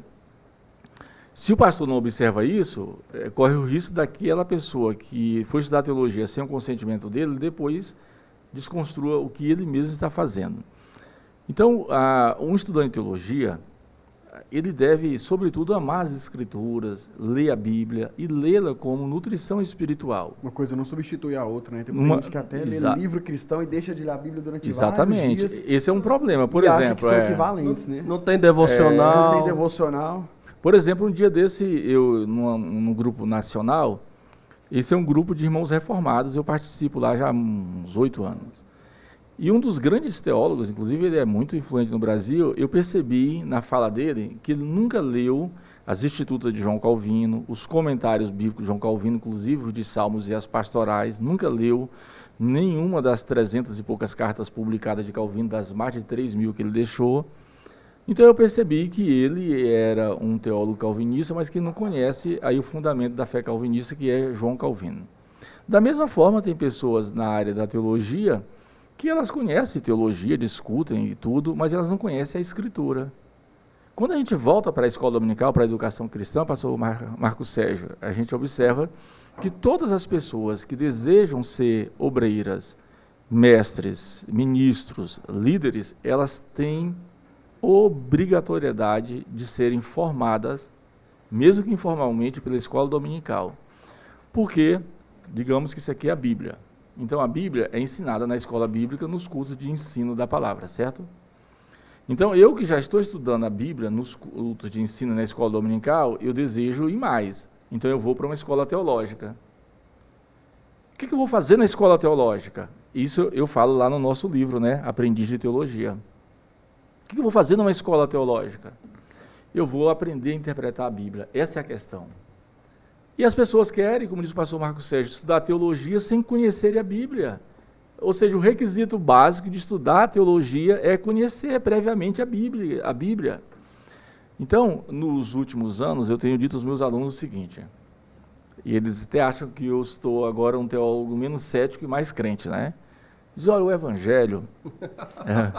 O Evangelho, ele é soteriologia, ele é salvação. Então, pregue o Evangelho. Você, enquanto teólogo, pregue o Evangelho na sua igreja. O Evangelho, além de ser salvação, o Evangelho é libertação. Então, você, enquanto teólogo, vista-se da autoridade, do poder do Espírito Santo e expulse os demônios das pessoas. Então, você, enquanto teólogo, além de pregar o Evangelho para a salvação, pregar para a libertação, pregue também para a restauração. O Evangelho é salvação, ele é libertação e restauração. Então, enquanto teólogo, enquanto pregador, ore para as pessoas para que Deus as cure. É isso, não seja um teólogo chato, não seja um teólogo críticozinho, metido a saber tudo sem dominar nada. Seja um teólogo servo da igreja, um teólogo pregador, um teólogo... Olha aí a brincadeira, um teólogo que expulsa o demônio, que ore pelos enfermos. Isso é raro aqui, ó. Quando você faz isso, as pessoas... Sim. Por exemplo, na nossa igreja, um dia desse, terminou o culto e um casal de pastores falaram assim, olha, minha netinha está passando mal. E o netinho também, né? Eu falei, não, traga eles aqui. Tinha terminado o culto, já estava naquela conversa informal. Eu orei pelas 2 crianças. Eu falei isso para ti, né, João? Orei pelas 2 crianças. Deus curou as 2 crianças. Aí, uma dessas, a maiorzinha, a garotinha, chamada Alice, o tempo todo, o avô dela e a avó dela ela fica dizendo, procurando por mim. Cadê o pastor Reginaldo? Olha só. Então, quando a gente serve as pessoas, serve a igreja tem identificação com a gente. Sim. Então, quem é da teologia deve buscar incessantemente, pastoralmente, essa identificação. Porque nós estamos simplesmente a serviço da igreja, ou seja, a serviço das pessoas. Muito bom, pastor Reginaldo. Agora, ó, pastor Reginaldo, só para dar um norte pro pessoal aí. Eu vou dar direito pro senhor, só se eu indicar 2 livros de cada área dessa aqui que eu vou perguntar, tá Vamos bom? lá. Teologia sistemática. Para o senhor, quais as 2 melhores livros de teologia sistemática? Como eu faço uma convergência entre teologia reformada e teologia Sim, pentecostal, sim, e eu vi isso. todo mundo sabe disso, eu É não verdade, escondo isso. É verdade. Claro, e respeito muito a minha fé pentecostal. Sim. Das teologias reformadas, eu indico a do Millard Erickson. Teologia sistemática, Ele tem Millard duas. Erickson. Ele tem duas. Ele tem uma introdução e ele tem uma teologia Isso. maior. Qual que o senhor indica? É a das completa, a A maior, completa, a de maior. 1.500 páginas. Mas- Porque a primeira foi a editora, A com editora. preguiça, fez uma Fez síntese, né? Uma síntese. Introdução. Eu li aquela introdução 6 vezes. E aquela introdução, só um toque aqui. Aquela introdução, para quem nunca leu teologia sistemática, comece por ela. Comece por ela, igual, por exemplo, quem quer estudar É. a teologia do Gruden, pode ler a Sim. teologia do Gruden, né? Isso. Por quê? É. Porque o Millard Erickson, naquela introduçãozinha, ela é uma leitura rápida. Você tem uma noção melhor exatamente. para depois você aprofundar, que é a mais... Isso, então, em perspectiva reformada, eu indico a do Millard J. Erickson. Em perspectiva pentecostal, eu indico a do Rodman Williams. Ó, A teologia do Rodman Williams é a erudição do pensamento pentecostal. eu achei que o senhor ia indicar o N. Grunden. Não, o que o Gruden, ele cumpre uma função pneumática, continuista, muito importante. Sim, é verdade. A abordagem dele sobre os dons extraordinários, sobre a profecia, sai de baixo, né? É verdade, muito ele boa. é muito bom. Mas é preciso uma genuinamente pentecostal. Sim, é Agora, isso. lembrando que o Rodman Williams, a teologia, por exemplo, qual a teologia pentecostal fechada com o pentecostalismo brasileiro? Parece chavão político, né? Fechada com o pentecostalismo brasileiro. É a do Stanley Orton. Sim. Mas pena que o Stanley Orton escreveu apenas um capítulo ou 2, eu não sei. Agora, a teologia sistemática do Rodman Williams tem a melhor pneumatologia. Enquanto as pneumatologias de qualquer teologia sistemática é entre 20 a 40 páginas, a dele é 300 e poucas É páginas. muito boa, verdade. A escatologia dele difere da escatologia pentecostal brasileira porque ele é pós-tribulacionista. Fora essa perspectiva da escatologia dele, a teologia sistemática dele é aquilo que nós pentecostais pensamos. Claro, quando entra na soteriologia, aí muitos se decepcionam com o Rodman Williams, né? Porque ele não é nem calvinista nem arminiano. Pelo contrário, ele critica as duas perspectivas e diz lá porque ele critica, e ele faz como o Maya Pilma, né? Como Ed Yong, ele põe uma convergência entre as duas perspectivas. Legal. Agora, teologia bíblica, qual que o senhor indica? 2 livros. A do Novo Testamento, a minha formação é a teologia do George Eldon Ladd. Muito bom. Eu vou ter que indicar 2 do Novo Testamento. Tá A certo. outra é uma editora da Shed Publicações, é do Frank Tillman. Uhum. Do Antigo Testamento, eu indicaria inicialmente aquela teologia sistemática mais em perspectiva alemã, do Walter Brueggemann, e uma mais sintetizadazinha do Ralph Smith, do Antigo Testamento. Legal, muito bom. Muitos aqui não tiveram o privilégio de conhecer um pouco da teologia histórica, mas eu acho importante o senhor pelo menos indicar Tem algum bons livro, algum livro da teologia histórica para a gente... Isso. Olha, tem uma coleção de 3 livros que é o Néctar dos Deuses, né? Que é História do Pensamento Cristão do Justo Gonzalez. É ótimo, né? Uma coleção de 3 livros. Aí tem a Teologia Histórica do Alistair McGrath e tem 2 livros sobre a história da igreja. Mas é muito difícil Do achar... Roger Olson. Eu estava até procurando... Do Justo Gonzalez? Não, tá. a editora voltou, a Cultura, né? Voltou a publicar. Voltou a Tava até em publicar. promoção esse dia. Tá em promoção, tava lá, né? Muito bom. Tem esses 3 aí. Aí, sim, Teologia Histórica tem o livro chamado Teologia Histórica do Alistair McGrath. Sim. Tem o outro livro, Teologia Histórica, do Arker. Esse livro, ele é para ser um complemento da teologia do Grunder, muito bom. Tem 2 livraços de teologia histórica que é do Norman Geisler, né? Teólogo arminiano. É verdade. Que é a História da Igreja Cristã e o segundo, História das Controvérsias Cristãs. Aqueles são 2 livros excelentes, né? Teologia Histórica. Aí soma também aquele livro maravilhoso do Alistair McGrath, né? Teologia Sistemática, Histórica e Filosófica, né? Ali é maravilhoso. Você tá com a edição nova agora, né? Deve estar custando barra de ouro, né? Não? Não, é um livro em conta. Por incrível que pareça, acho que deve ser a teologia sistemática, que ao mesmo tempo é mais barata. Vocês têm dinheiro, vocês vendem curso, né? Olha, Vocês profetiza, viu? Profetiza. Olha, não deve passar hoje, está com nova edição, mas a edição anterior não passava de R$90, né? A edição anterior. E falando sobre teologia sistemática pentecostal, a gente tem esperança que a do Amos Young chegue ao Brasil, né? A Amos Young, né? A erudição do pensamento pentecostal. Talvez até pela editora Viva, né? Já pensou, viu? Profetiza aí. Renovando a teologia. Renovando a teologia é o título. Que legal. E aqui a gente tem um momento que o senhor tem a oportunidade de apresentar alguém do passado ou do presente no meio pentecostal. Eu vou pedindo entre os assembleanos, porque é BleaCast aqui, um nome que o senhor admira muito, que o senhor gostaria que todo mundo conhecesse, que marcou a sua vida, marcou a sua história, que o senhor pode apresentar, falar esse nome, essa pessoa, entre os assembleantes, para mim foi muito importante. Olha, talvez seja o nome de quase todo mundo, né?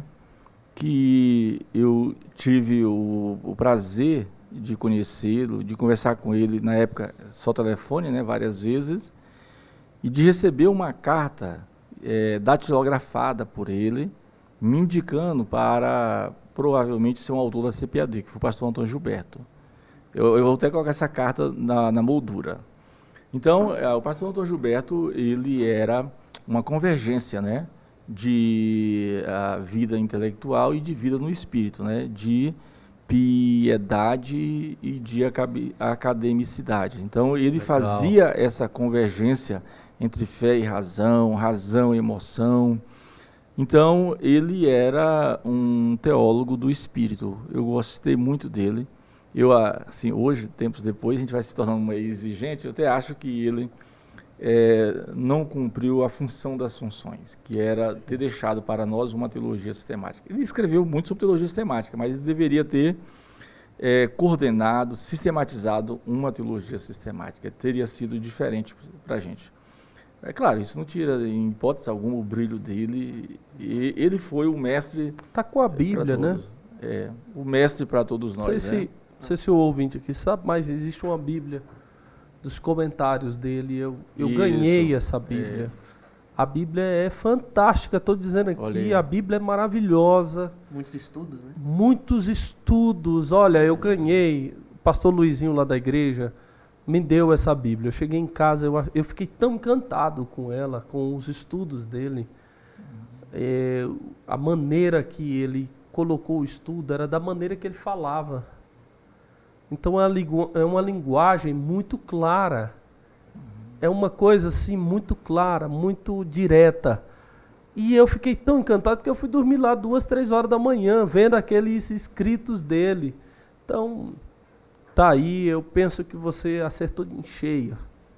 Não, bom, foi muito bom. Representa pra gente esse teólogo formal que ajudou a igreja. Inspirou muitos, né? Inspirou muitos. Nós estamos aqui porque trabalho desse homem de Deus para chegar até esse ponto. E muitos bons frutos estão aí. Nós temos uma necessidade, principalmente na ala dos nossos adolescentes e jovens, de conhecer o melhor da teologia sistemática pentecostal e teologia bíblica.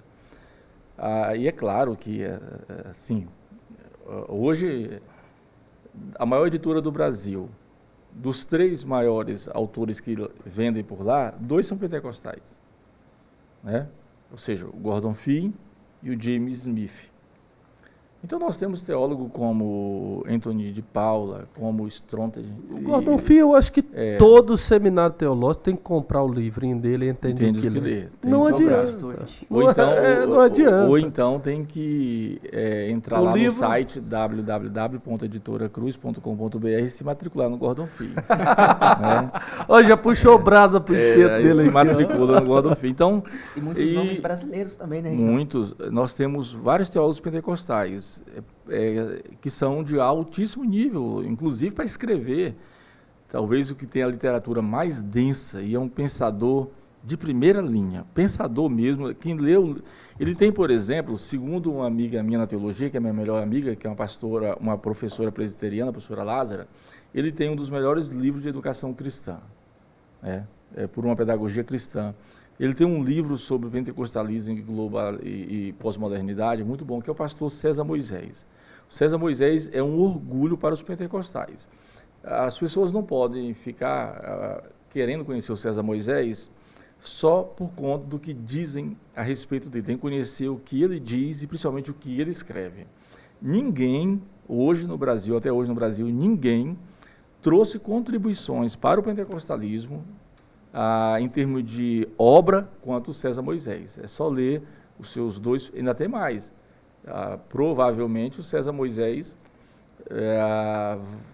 apresentará aí, pela uma das maiores editoras do mundo, que é uma das maiores do Brasil, uma teologia sistemática pentecostal. Legal. Em Está poucos chegando dias. aí. Em Poucos dias.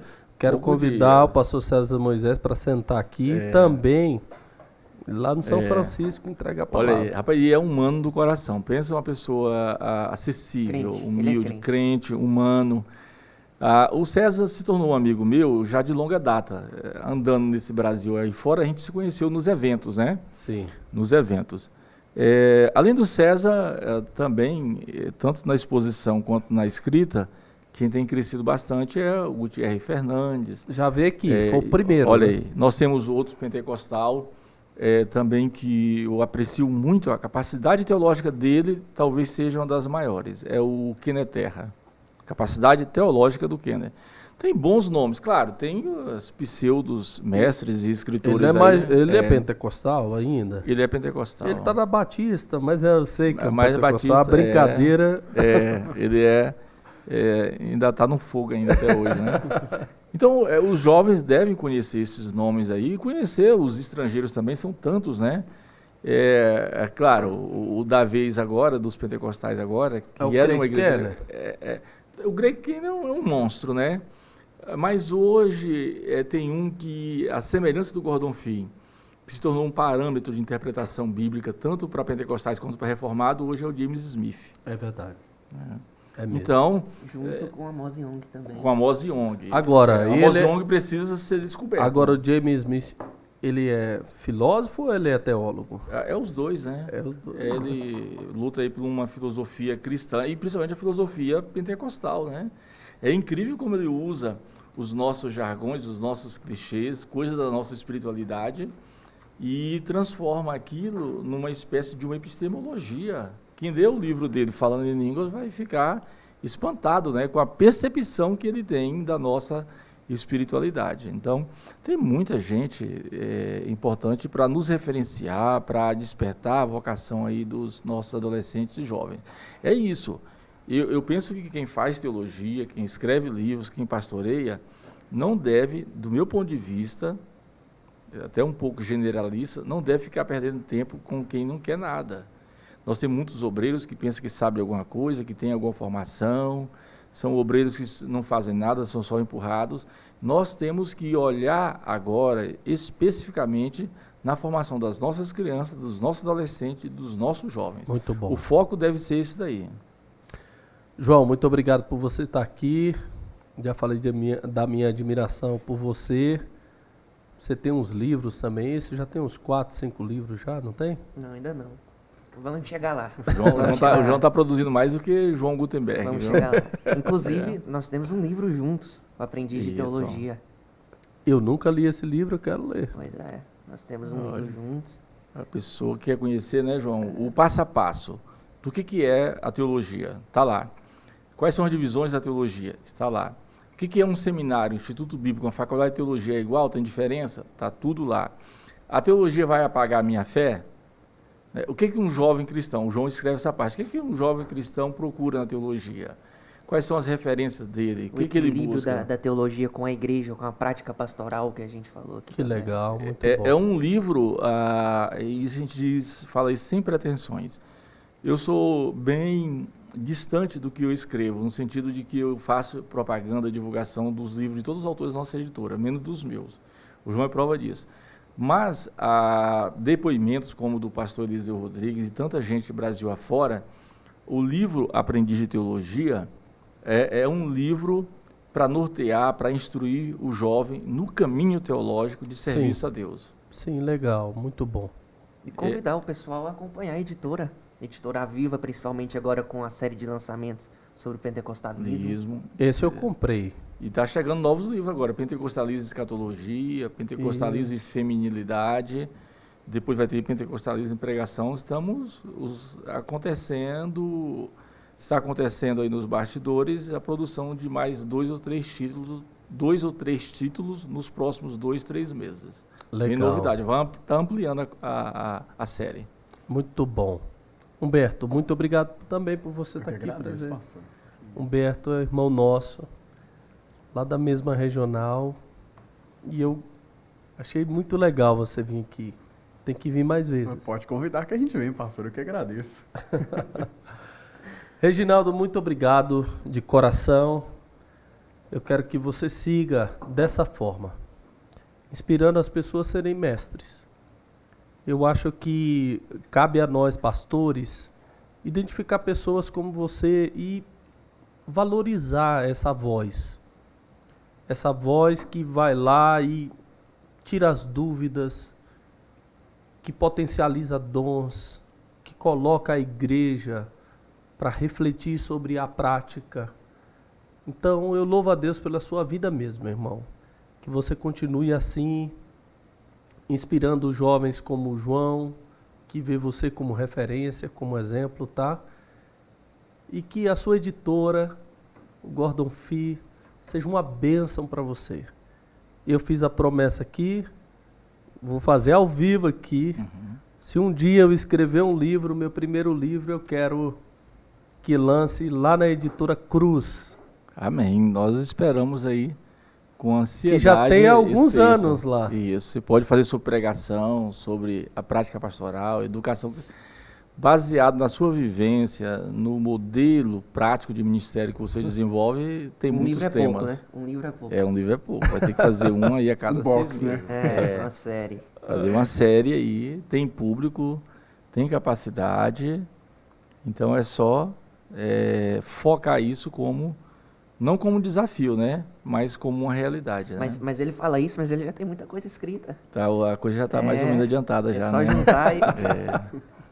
É isso. Olha, eu quero agradecer aí o calor humano de vocês, o carinho do Humberto, do Marco Sérgio, do João, da produção, né, do Cast Bleia, que através desse podcast Deus seja glorificado, as vidas sejam transformadas, né? Que tudo que a gente faz é para a igreja, por meio da igreja e para a glória de Deus. Então, que Deus seja glorificado em todas as premissas, em todos os debates, pautas e temáticas horas aqui discutidas. Amém.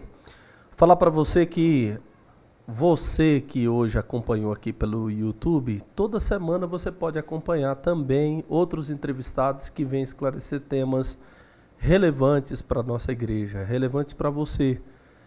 E nós temos patrocinadores, a faculdade realiza, Rádio 7, a Rádio 7 veste o homem, e vai lá no Instagram, coloca lá, Rádio 7, para você ver.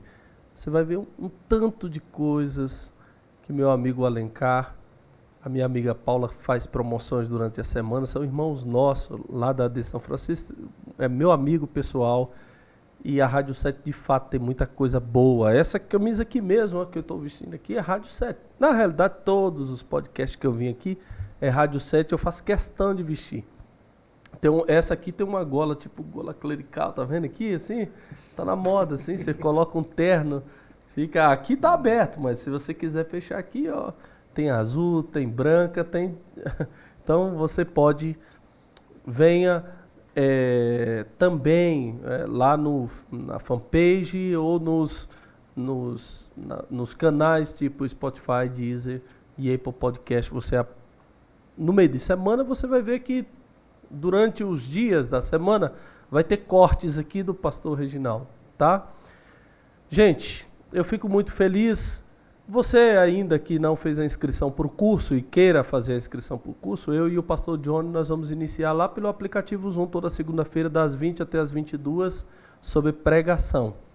Eu vou estar ensinando pregação expositiva e textual e o Johnny é uma modalidade da pregação expositiva chamada pregação indutiva e temática, tá?